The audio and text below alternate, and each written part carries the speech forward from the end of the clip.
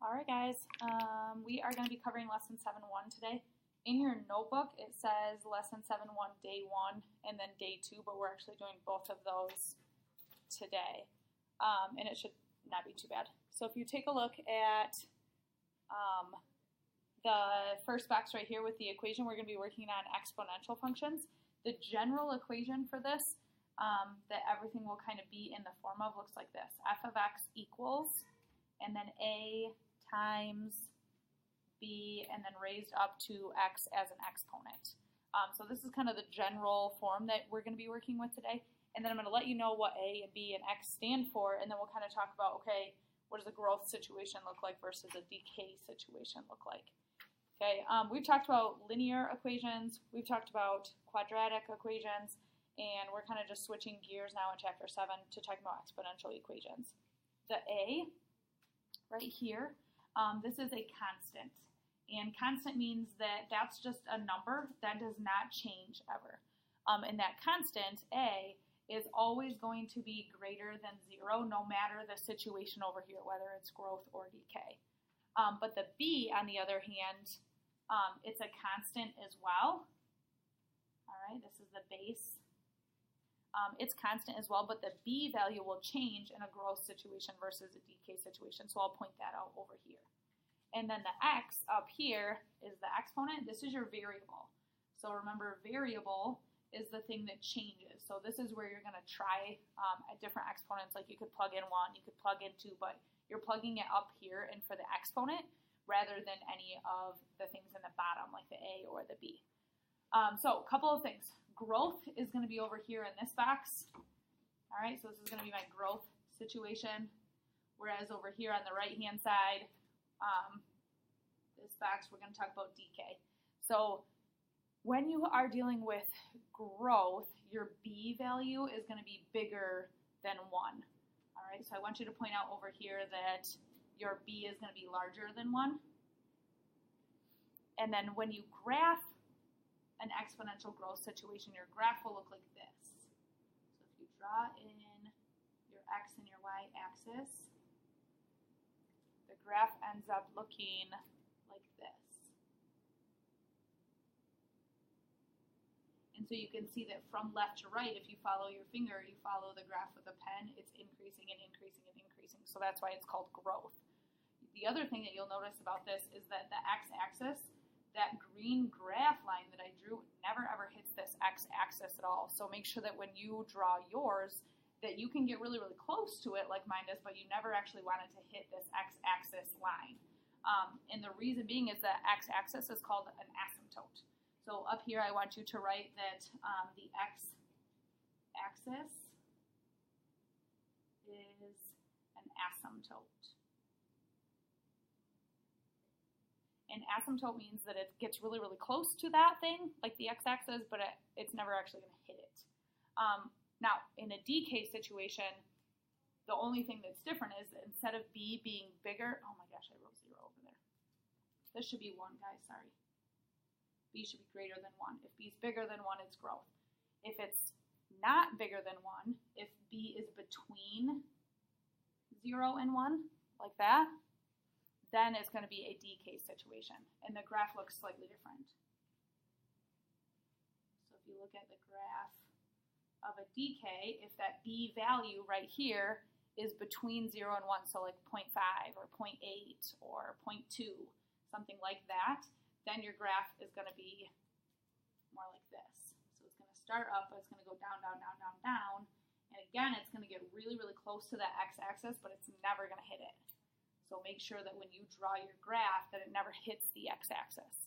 So the major difference is that b value right here. If that b value is bigger than 1, it's going to be a growth situation. Your graph will look like this. If that b value is between 0 and 1, it's going to be a decay situation and look like this. Make a note on this one as well that that x-axis is an asymptote. It gets really, really close to it, but it never crosses it. That's what an asymptote is. All right, take a look down here. Oftentimes with exponential growth and exponential decay, you actually end up dealing with percentages. Like I could say that, oh yeah, the percentage of growth of this bacteria was 3% a day.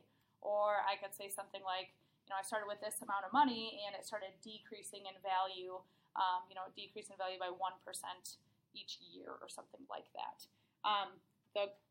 The equation when you're dealing with percent increase and decreasing is based off of this equation up here.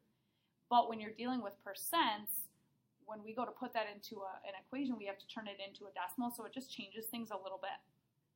When we're dealing with percent increase and decrease, you want to follow this formula. Capital A equals lowercase a, parentheses, 1 plus or minus r, and then up to the power of t. And then I'll kind of point out what all of these things stand for. The A, right here, the capital A on the left-hand side, that stands for your final amount. And it might be bacteria, it might be dollars, it might be, I don't have a great idea off the top of my head, I guess. The next one, the lowercase a, stands for the initial amount. So initial amount, and initial just means like how much you start with. So it might be how many bacteria you start with, or how many dollars that you started investing with. The R stands for the rate,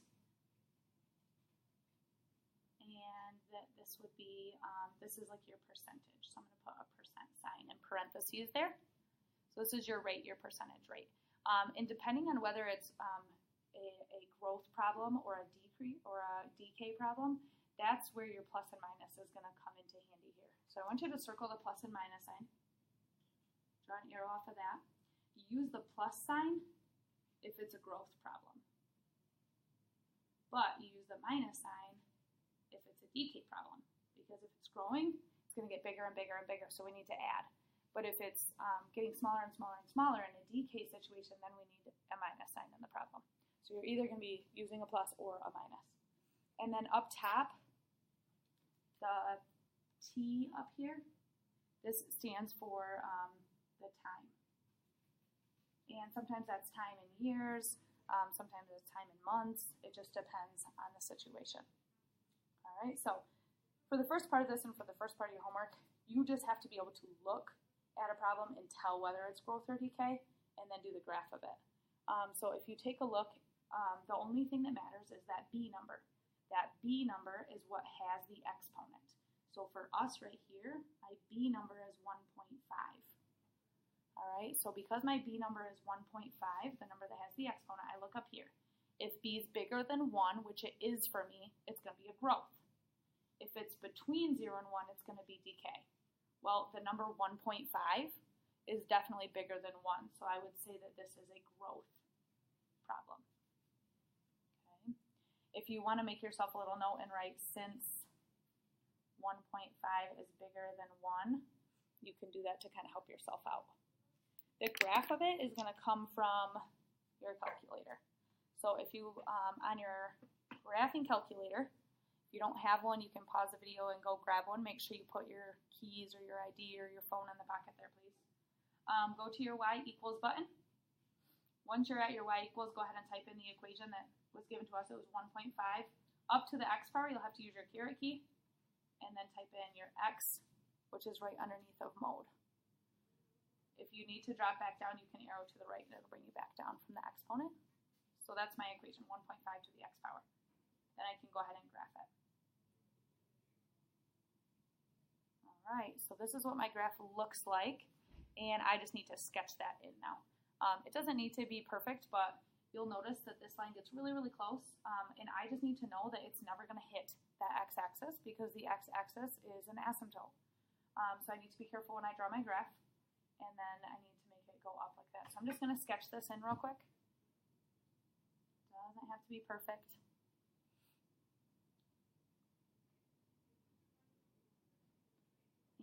And I'll just draw in a different color so you can see. My graph gets really, really close to the x-axis, never hits it, and then it goes up like that. Okay, so that's what my graph would look like. Now in the next example, part B, slightly different. If I look at the base number that has the exponent right here, this time that base number is smaller than 1. If it's smaller than 1, between 0 and 1, like up here, If it's between 0 and 1, that's a DK problem. So for us, disregard the 30 out front, it means nothing. This is a DK problem. So I identify that it's DK, and I'm just going to write since 0.8 is less than 1, and then I'm going to sketch that out. So again, I'm just going to get my graph, sketch, and then I can go to, on my calculator, I can go to y equals, I'll clear out my last one, and I'll type in my new one, 30, parentheses, 0.8, oh, and then raised to the power of x. I can drop back down to do my parentheses there if I want to. So it'll look like that, and I can graph it. And you can see part of it right here. And if I want to see the rest of it, I can zoom out. You do that by hitting your zoom key. And then if you scroll all the way to the bottom, option 0 is zoom fit. What that does is it fits your graph to the window and lets you see the whole thing. So that gives me a better idea of what it actually looks like. I know that that x-axis is going to be an asymptote again. I can see that it's all the way over here. It comes down. It's going to get really, really close to the x-axis, but it's not going to touch it. So make sure that yours does not touch it either. Okay, so that's identifying growth versus decay and being able to graph growth versus decay. Let's take a look at the next page of notes then. We just have 2 story problem examples, and this is where that formula from your previous page is going to come into handy. So it says Tony purchased a rare 1959 Gibson Les Paul guitar in 2000 for $12,000. Experts estimate that its value will increase by 14% per year. Use a graph to find when the value of the guitar will be $60,000. So before I can even type anything in my calculator, I have to know what the equation is to type in. I know that it's an increase problem because it literally says that the value is increasing. Increasing means that it's going to be growth. So I'm going to write growth right here. And then if you look at our notes on the previous page, this is a percent increase or decrease problem, so I can start with this. I know that the value of this capital A is my final amount. We're going to want that to be $60,000 eventually. So we're going to write A equals, we know we want that to be 60. This little a is how much it starts with, initial amount. And they said that it started, he bought it for $12,000 initially. So at the beginning, at the start, it was $12,000. So I'm going to plug that in for lowercase a. Parentheses, and we have this number 1 right here. That's always going to be in there. And then I have to decide whether it's a plus or minus problem. The plus is for growth, and the minus is for decay. We already identified, since it's increasing, this is going to be growth. So that means I'm going to use the plus sign. Then the R is the rate. This is my percentage. The rate is given to me right here, 14%. You never, ever, ever plug an entire percent into an equation, though. We always use decimals instead. So 14% is the decimal 0.14. So I'm going to plug that in. And then after that, I go up to the power of time. And we don't know how long he's going to let that, like they're asking us, you have to find when the guitar is going to be worth $60,000. So if you don't know how much time that's going to take, then we're going to leave that as T. Okay. Now that I have the equation, I can type this part right here into my calculator. Alright, so I'm going to go ahead and scooch this up now. So on my calculator, I'm going to go to my y equals key. I'm going to clear out what I had already in there. And I'm going to type in what we just wrote down, 12,000. Make sure you have the right amount of zeros there. Parentheses 1 plus 0.14. Close them up to the power of. Now I don't have a T button. That's our X button right here. We're just going to hit that and it'll show up as an X, but that's okay. If it's X or T or M, it doesn't really matter. Hit enter. And then we can look at the graph if we want to. And my graph's not going to show up great right now because I have it fit to the window from my last problem. So I'm going to go to Zoom 6, and it still might not show up well. Zoom 6 just brings me to like a normal 10 by 10 graph. Whether you can see it on the graph, like this one's not showing up, it's because my numbers are too big. So what I'm going to do then is I'm going to look at the table. So if I go to the table, Table's in blue right here. So if I hit my second blue key and then hit table in the top right corner, this graph, and you can move up or down, but get to, on your x-axis, scroll up or down until you get to 0. Okay, when you get to that 0, you'll see that after 0 years, that's what X stands for, the guitars were $12,000, which makes total sense because they told us he bought it for $12,000. After year 1, it's worth $13,680. Year 2, $15,000 something. Year 3, $17,000 something, and so on. The question asks us to figure out when is the guitar worth $60,000. So if I keep scrolling down on my calculator, it happens right here between $57,000 and $65,000. It happens somewhere in here. So it's not exactly 12. It's not exactly happening at 13, but it's between these two. So the way that I would say my answer then is I would say between 12 and 13 years later, the guitar is worth about $60,000. All right, so between 12 and 13 years later, the guitar will be worth that $60,000. Now, in your notes, guys, you need to know the steps that we just took to get to that. So even though you watched me type it in, we're going to make a little note off to the side here that says what we did in our calculator to get that. All right, so in our calculator, we first hit the y equals button, and then we typed in our equation. For us, the equation was up there. Then we hit graph, and to be honest, we couldn't even see anything on our graph anyway. Because we couldn't see anything on our graph, then we went to our table. So we hit second, and then our graph key, because above the word graph, table is written above there. So we're looking at the table. We hit second graph, that brought up our table. And then we just arrow up and down until we got to about $60,000. And then we looked at what year that happened at. And that happened between 12 and 13 years. Okay, so you'll be able to look at tables for all of your problems as well to answer the question that they're asking. So those are the calculator steps to do that. If you need to pause the video so that people can write that down, you're welcome to do that. All right, let's take a look at number 3. Number 3 gives us a similar situation, except this time they tell us that the value of the truck was bought new for $28,000 and it's decreasing 9.5% each year. Last time we were dealing with an increase problem. This time we're dealing with a decrease problem. Decrease means it's a decay problem. So looking at our decay equation, and again, it's a percent problem.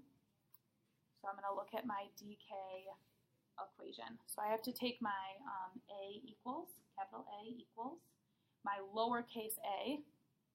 Remember this equation right here. My lowercase a is the initial amount, so this is what it started with. Our truck started at a value of $28,000. And then we do parentheses, minus, because it's a decay problem.